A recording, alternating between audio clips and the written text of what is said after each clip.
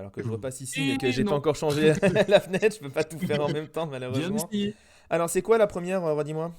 Et ben on va prendre Norcana. Disney. Ouais, c'est ça. On va prendre Disney, donc c'était ici. Norcana. Et descends Alors, vers les cartes, peut-être, c'est le mieux. Oui, oui, oui.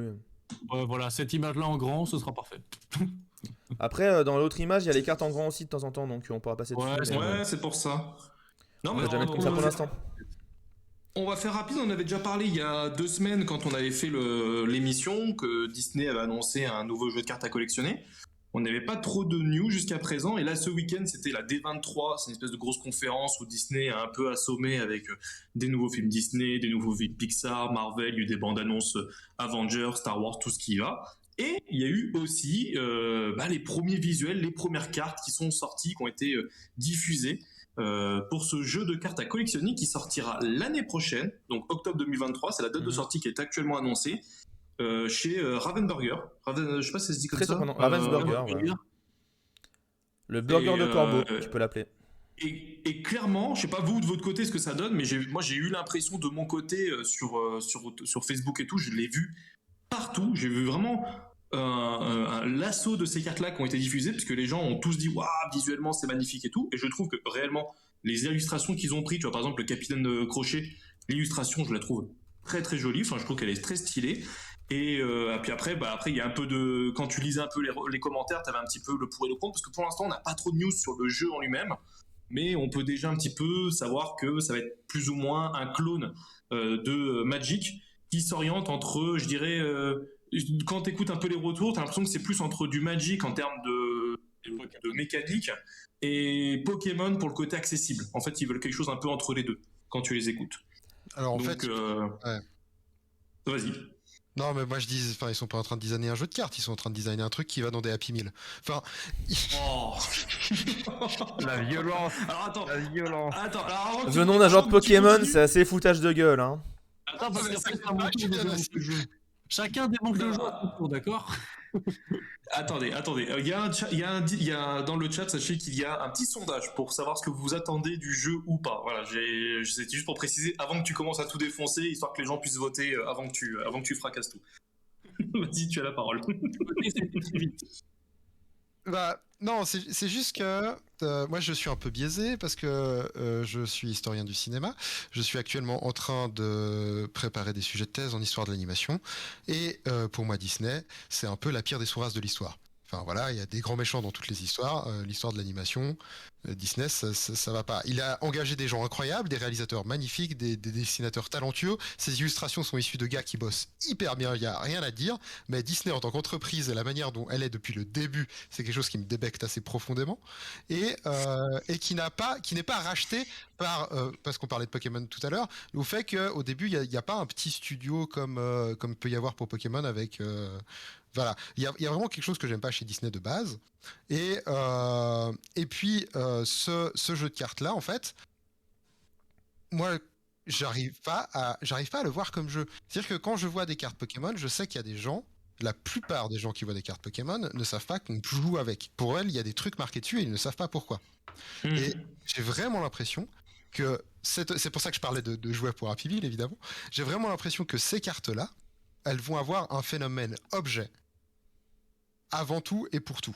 C'est Et déjà le cas, n'est-ce pas? c'est la manière dont est présenté le jeu déjà. Et du coup, le jeu est pas présenté par son gameplay, il est présenté par ses illustrations, par Disney, qui est marqué en gros hein, sur l'image qu'on voyait avant. Et puis évidemment, de toute façon, c'est les illustrations qui vont rappeler quelque chose aux gens. Il va y avoir ce que Disney sait très bien faire, c'est-à-dire un rappel aux souvenirs. Enfin, tout ce qui va avec son marketing habituel, qui va en faire un objet. Cette carte-là, par exemple. Ouais, ça, elle est magnifique. Pour moi, je vois pas qu'est-ce qui va se passer dans le sens où ça va être des jouets pour Happy Meal, ça va être des cartes pour les enfants. Les enfants vont vouloir des boosters genre Disney, évidemment. Et puis chez tous les parents pour qui Pokémon c'est quand même un truc asiatique et puis c'est quand même le grand remplacement jaune. Bah Disney c'est Disney, non Disney c'est de chez nous. Enfin voilà, il y a aussi un côté occidental dans Disney qu'il n'y a pas dans Pokémon. Et puis c'est un peu l'opposition directe que je vois par rapport au TCG qu'on connaît. je pense que le rapport est assez clair, dans le sens où ça va être un jeu majoritairement de collection, avec peut-être des tournois. Je sais même pas qui va se charger d'une organisation de tournoi, qui va se charger d'une organisation de jeu professionnel. Ravensburger. Donc il y a vraiment un... Voilà, pour moi c'est vraiment Disney qui lance du merch. Et je vois pas pourquoi une émission de jeux de cartes devrait parler du merchandising d'une grosse boîte. Mais... Alors on arrête de parler de Pokémon, hein. Alors moi je vais nuancer un peu. Ouais, parce je suis très nuancé, mais vas-y, je te laisse Kétan.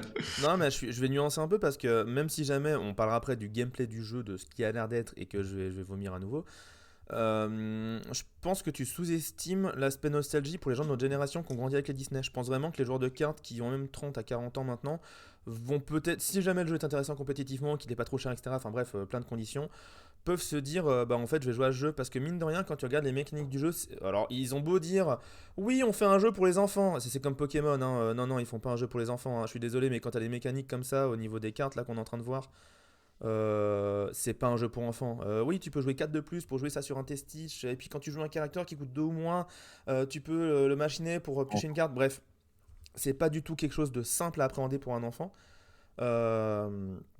Je pense qu'ils visent clairement, en effet, les enfants pour le côté collection et les adultes pour le côté jeu compétitif. Un peu comme Pokémon en fait. Et pour moi, ça va marcher, hein. Je suis sûr et certain que au moins le côté collectionniste va fonctionner. Ça, c'est sûr. Je dis pas que ça va pas marcher, je pense que ça va être un carton. Ouais, complètement. Et par contre, au niveau des mécaniques... Ouais, bah, t'as dit quoi avec Clonis ? Ça va être un carton sur la première extension. Oui, voilà, au moins. Au moins. Par contre, niveau mécanique, putain, par pitié, arrêtez de mettre des cartes avec de l'attaque et de la défense qui se mettent sur la gueule. J'en ai ras le cul. J'en ai putain de ras le cul. Et encore, j'ai envie d'en parler plus, mais il y a des trucs que je peux pas dire sous NDA, mais... Oh, j'en ai marre. Putain. Et pour peu qu'ils arrivent avec la super idée de dire, on a mis des terrains, parce que regardez, il y a des couleurs sur les cartes, c'est pour jouer les cartes de couleurs, faut les terrains. Et franchement, je pète tout. Mais à mon avis, il y a quand même... Je suis pas d'accord avec toi là-dessus, mais...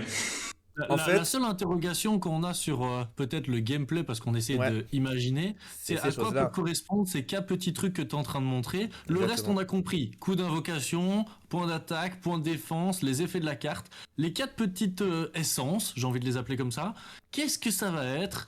Ça va être du Hearthstone-like. C'est des cristaux que tu vas récupérer pour pouvoir invoquer quelque chose. Moi, je le sens bien. Hein. Enfin, tu vois... moi, je pense... Alors, moi, mon guess, si je dois faire un guess sur le jeu, c'est qu'en fait, quand tu regardes le coût des cartes, c'est des cartes qui valent assez cher en général. Hein. C'est du 6, c'est du 8, c'est du machin et tout. Il y a des cartes qui coûtent moins cher, hein, clairement.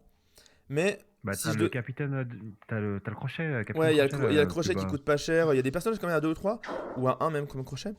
Mais mon guess, c'est que pour payer des cartes, il va falloir défausser autant de cristaux de sa main. Ouais, un truc comme ça. Mon guess, c'est ça. Ça peut être une chouette méca. Et si jamais ils font ça. Ouais, c'est pas con. Si jamais ils font ça. Ça devient déjà 10 000 fois plus intéressant de Magic. Ah oui, non, mais de toute façon. Non, mais ils ont dit que tu es quand même fort un Magic-like, donc c'est ça qui fait peur. Oui, non, mais après, moi je trouve que ça fait pas peur ce côté-là. Je sais qu'on en parlait avec Ketal et je suis d'accord sur le principe de. C'est Disney, comme tu disais tout à l'heure, Romuald, je suis entièrement d'accord avec toi par rapport à Pokémon il y a 25 ans, qui était un tout petit studio et qui développait le jeu au fur et à mesure, mais c'était avant tout aussi du merchandising qui marchait avec le jeu vidéo, avec les mangas, avec la série TV et compagnie, tu vois, c'est au fur et à mesure que le succès est au rendez-vous, que le jeu s'est développé aussi un peu plus mécaniquement sur... Mais tu vois, au Garde mon Talent, on parlait de Seven Fallen, des jeux qui doivent innover et tout ça, et tu te rend compte que des fois ça marche pas forcément. Tiens, attends, là, on regarde une carte, on regarde une carte, on est là en train de se dire, eh ben écoute, on sait que c'est l'attaque, on sait que c'est la défense, tu vois, on est déjà... Pour nous qui sommes habitués, bah on commence déjà à maîtriser un peu la carte, tu vois, alors même que le jeu n'est pas sorti. Ce que tu veux qu'ils vont pas appeler ça attaque, mais puissance, hein. Oui, tu vois. Non mais si tu veux, et moi, regarde, par exemple, je l'ai montré à ma femme, tu vois, qui elle ne veut pas jouer à des jeux de cartes compétitifs comme Keyforge et autres, ça n'intéresse pas. Bah, quand je lui ai montré ça, tu vois, que je lui ai expliqué un peu le fonctionnement, là elle m'a dit oui, tu vois, parce qu'il y a l'univers qui va avec, tu vois, au-delà des mécaniques. Oui, et c'est si, ça. Moi, mon fils, qui est déjà aujourd'hui sur Pokémon, que je peux le mettre là-dessus pour après l'envoyer sur du Keyforge, du Destiny, qu'importe, bah, en fait, c'est pour moi, il faut le voir comme une porte d'entrée au grand public sur des jeux que nous on joue aujourd'hui, et ça peut leur donner envie de suivre. Enfin, je sais pas, moi je suis plutôt emballé par le projet et je pense qu'elle va être un carton et j'espère que ça fera venir beaucoup plus de monde dans le jeu de cartes. Mais même pour des gens au jeu de cartes, ça c'est sûr que des gens au jeu de cartes ils vont se lancer dans le truc. Hein. Alors, mon avis, ça va être un jeu ça va être comme Magic, ça va être un jeu qui est un trou noir. C'est-à-dire que je suis pas sûr que quelqu'un qui va jouer à ça va se considérer comme un joueur de jeu de cartes. Voilà. Et après, j'ai vu dans le chat, il y a quelqu'un Ouais, qui a fait une excellente proposition. Donc, les jeunes vont jouer à ce jeu, vont apprendre l'anglais, puis après, ils pourront jouer à Flesh and Blood. Voilà. Alors j'annonce que le jeu sera disponible en français. Non, on va pas jouer en français, on va jouer en anglais. Non, mais le jeu sera disponible en français, ça a été validé. Et si vous voulez des infos, il y a une personne qui travaillait chez Do It Your Game qui s'appelle Seb. Si ça vous dit quelque chose, c'est Ben New qui fait des lives et en fait qui maintenant travaille chez Ravensburger. Donc, il y a peut-être moyen qu'on ait quelques exclus. Ok, bah c'est cool. Non, franchement, moi je suis archi emballé. Je trouve que les visuels sont beaux. Et moi, tu vois, je sais que moi, il y a plein de jeux compétitifs que j'arrive pas à jouer chez moi. À part Pokémon, c'est le seul jeu que j'arrive à jouer parce que c'est le seul jeu que j'arrive à jouer avec mon fils. Bah, je me dis que si je peux faire venir d'autres personnes avec ce jeu-là, même si ça sera pas aussi fun ou pas aussi bon mécaniquement que d'autres jeux de cartes, non mais pour aller plus loin, tu parles de public cible enfant, mais même c'est con, hein. Mais alors c'est peut-être sexiste ce que je vais dire, je pense pas, mais en fait Disney c'est un univers aussi qui attire beaucoup le public féminin de manière générale, parce que c'est Disney quoi, parce que c'est un univers qui colle bien en général. Et bah pareil, est-ce que c'est pas un jeu de cartes justement où ça va plus facilement attirer un public féminin et que du coup on aura peut-être un jeu de cartes compétitif dans lequel le public sera plus 50-50 que 90-10 quoi. Ah, ça c'est intéressant. Oui, Ça j'ai c'est vrai. effectivement. Et Ouais. en dehors de ça, au niveau du jeu, moi il y a plusieurs interrogations. En effet, le système de mana qui est pas du tout dit avec ces cristaux là en bas, on sait pas trop ce que c'est, mais ça pourrait jouer à ça. Il y a une autre interrogation pour moi qui est très importante et qui peut changer des choses par rapport à Magic, c'est comment tu attaques et comment tu défends. C'est-à-dire, est-ce que tu attaques à la Hearthstone, sachant que tu vises qui tu attaques avec ton personnage. Et à mon avis, ça va être le cas, parce qu'en fait, on voit clairement des trucs qui disent Le text card indique que c'est ça. They can challenge oui. character with evasive, donc c'est clairement tu attaques un personnage à la Hearthstone. Maintenant, la question Oui. que je me pose, c'est est-ce que quand tu attaques, tu prends les dégâts en retour? Et ça changerait aussi beaucoup de choses. Parce qu'on serait dans un système de combat plus à la Conquest qu'à Magic ou Hearthstone. Et bah, ça rend les choses très intéressantes du coup. Ils peuvent avoir fait des trucs chouettes. Moi, ma grande question, c'est est-ce que tu refiles ta main ou pas? Est-ce que tu pioches une seule carte par tour? Et je les vois bien avoir décidé d'une seule carte par tour parce que c'est plus simple, mais ça me rendrait triste. Bref, Alors moi, en je veux fait, un jeu dynamique. En fait, bon, on va voir, mais je suis en train de me dire. Je commençais à dire peut-être que quand tu attaques, tu prends pas les dégâts d'en face. Mais là, Captain Hook, sa capacité me fait dire que, en fait, si, dans tous les cas, tu prends les dégâts, parce que Vous êtes sinon, il n'y aurait beaucoup pas à d'intérêt de parler donner 3 de d'attaque seulement. Vilenius. Vilenius. Bien, c'est très bien de parler de Vilenius. D'ailleurs, il y a quelques iconographies qui sont tirées de Vilenius d'une certaine manière. Enfin, l'iconographie d'invocation, c'est tiré de Vilenius. D'accord. Du coup, d'invocation. Et en fait, Vilenius est un excellent jeu. Et effectivement, peut-être s'ils se sont inspirés de Vilenius, franchement, on peut faire quelque chose de bien. Mhm. Ouais, Et pour le dernière coup, chose Vilenius, aussi. c'est vraiment un très bon jeu. Ça se Juste- joue très bien à plusieurs, comme. Ah bah c'est fou, moi quand j'ai joué, j'ai pas aimé ma première partie, alors peut-être que j'ai pas été dans les bonnes conditions. J'ai trouvé le matos, les cartes et tout superbe, mais tu vois, j'ai joué, je crois, c'est Aladdin que tu joues, ou non, c'est Jafar, excuse-moi, où tu dois faire Bah, venir. t'as joué le pire. Ouais, ouais, c'est ça. Simplement, t'as joué le pire. C'est l'un Voilà, des c'est plus ça, chiants, faut- il faut commencer par Capitaine Crochet ou. Ok, d'accord. Bon bah écoute, je suis content que tu me dises ça parce que j'ai eu le sentiment de me faire rouler par tout le monde autour de moi, que moi j'arrivais pas à récupérer le génie Mais on n'a pas pour dit le que ramener. De quoi? parce que entre joueurs dit c'est vraiment déséquilibré. Oui, c'est déséquilibré Vilenius, mais à partir du moment où tu le sais, tu peux commencer à prendre du plaisir juste en jouant parce que le jeu est juste chouette. Mais il faut jouer à 2-3 grands maximum et vous allez Oui. prendre du plaisir. Mhm. Plus tu joues à beaucoup, plus les tours sont extrêmement longs. T'as pas beaucoup d'interactivité entre chaque joueur, c'est. Ouais. Ouais. Et- Donc, il faut. Et bref, sinon, c'était juste pour pour dire finir que, sur le en jeu. fait, ils sont inspirés un peu de ça, ça peut être cool. En Juste vrai, pour. moi, je suis en train de regarder, et là, c'est vrai qu'on a que des persos. On n'a aucune idée Enfin, voilà, enfin, moi, si évidemment j'ai une carte, genre tuer la mère de Bambi, puis je peux faire pleurer des petits quand je vais. Je serais ravi. C'est trop là.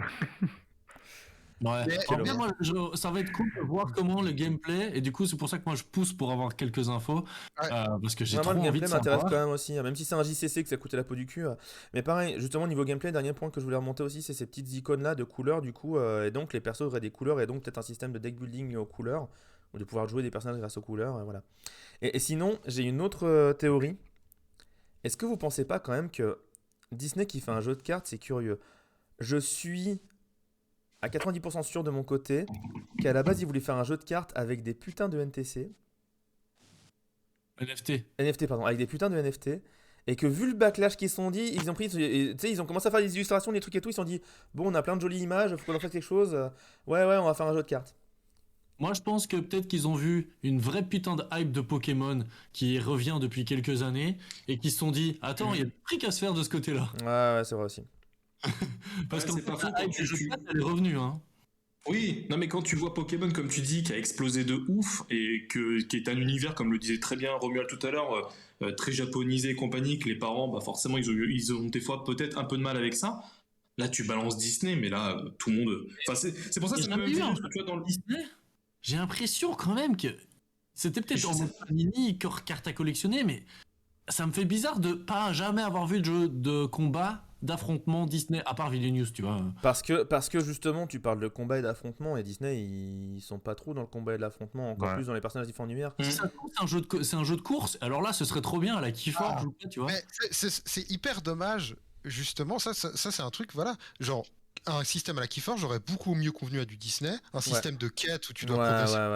Tu dois arriver à la fin de ton histoire, tu vois. Avoir 15 pages, tu prends Game of Thrones avec 15 points de pouvoir, bah là c'est 15 pages du bouquin sacré et voilà quoi. Tu joues quelqu'un qui raconte une histoire et tu dois empiler des trucs avec tes persos, de façon à faire un truc. Il y avait tellement mieux à faire que Magic quoi. C'est ça, je pense que c'est aussi. Mais après, je pense que c'est un calcul. Attendons de voir les propositions mécaniques différentes de Magic qu'ils nous proposent. Ouais. C'est ça, mais après, je pense que c'est aussi calculé. Et c'est comme on disait tout à l'heure, on parlait du fait de devoir réapprendre un nouveau jeu. Bah, faire un truc à la Magic ou à la Hearthstone, pour les gens, c'est facile d'apprendre et donc c'est facile de le mettre dedans. Et Disney est un univers extrêmement vendeur. On parle souvent de Marvel, de Star Wars qui sont des grosses licences FFG. Disney, ça éclate tout. Disney, c'est la plus grosse licence vendeuse au monde, j'imagine. Non, je pense qu'il y a. Non, je crois qu'il y avait eu des calculs des licences les plus vendeuses. Oui, non, mais il y a Mario, il y a des trucs qui sont plus gros encore. Non, mais en fait, si tu veux, oui, dans ces calculs-là, en fait, ils prennent la licence globale, en fait. Enfin, pas la licence globale, ils prennent Pokémon. Mais tu vois, Disney, je pense pas qu'ils prennent Disney complet, peut-être qu'ils séparent, tu sais, genre avec Mickey et ainsi de suite dans chaque univers. Donc peut-être que. Pardon, il y a entre joueurs qui nous dit, je suis pas fou. Il y avait déjà eu un TCG Disney. Il me semblait bien. Mais je sais plus son nom. Mais ça me rappelait quelque chose, mon cher entre joueurs, mon encyclopédie du jeu de cartes. Il y a une question que je me pose, c'est la force médiatique qu'ils vont mettre dans le lancement.